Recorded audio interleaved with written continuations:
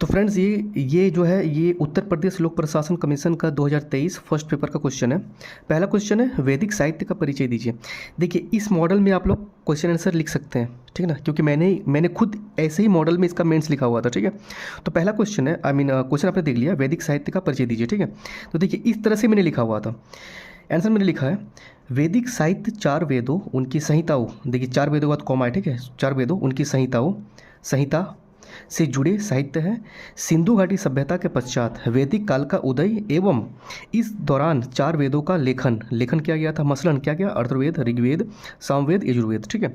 साथ ही इनके आरण्यक जो है, संहिता, ब्राह्मण, उपनिषद इत्यादि वैदिक साहित्य का निर्माण करते हैं, ठीक है।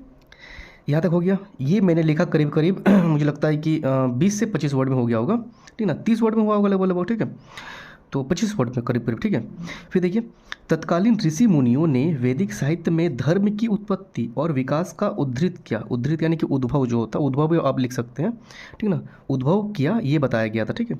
विशेषताएं बताना है, परिचय बताया गया है, तो आपको विशेषता बता दीजिए उसके बारे में, ठीक है। विशेषताएं क्या क्या है, तो देखिए वैदिक साहित्य में ध्यान, जन्म, मृत्यु सॉरी के चक्र को बताया गया है। तो वैदिक साहित्य में क्या क्या बताया गया है, अब देखिए परिचय के बाद किया गया है ना, तो उसके बारे में आपको बताना है क्या क्या बताया गया है इसके बारे में, ठीक है। तो वैदिक साहित्य में ध्यान, जन्म, मृत्यु के चक्र को बताया गया है। इनमें लिखित मंत्रों का उच्चारण न सिर्फ तब क्या जाता था, बल्कि आज भी गाया जाता है, जैसे गायत्री मंत्र में।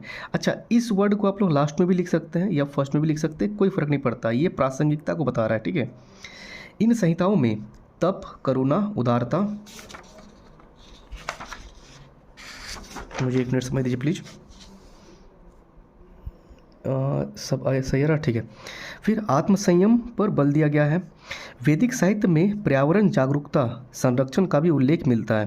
देखिए पर्यावरण जागरूकता बहुत इंपॉर्टेंट है, ठीक ना, इसको आप लोग लाइन खींच दीजिएगा नीचे में, है ना। पर्यावरण जागरूकता या संरक्षण का भी उल्लेख मिलता है। महिलाओं द्वारा कुछ वेद मंत्रों की रचना तत्कालीन समतामूलक समाज को दर्शाता है।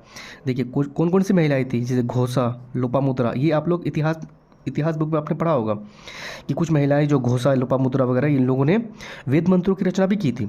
तो ये क्या बताता है, समतामूलक समाज को बताता है, समतामूलक समाज को बताता है, ठीक है। इनमें वैज्ञानिक दृष्टिकोण, दार्शनिक तत्व, बीजगणित नैतिकता इत्यादि को भी बताया या दर्शाया गया है। इतना हो गया। फिर लास्ट में इसका कंक्लूजन लिखना है। समग्रतः कह सकते हैं कि वैदिक साहित्य न सिर्फ तत्कालीन समाज का दर्पण है, बल्कि कुछ अर्थों में यह आज के समाज व साहित्य को भी प्रतिनिधित्व करता है।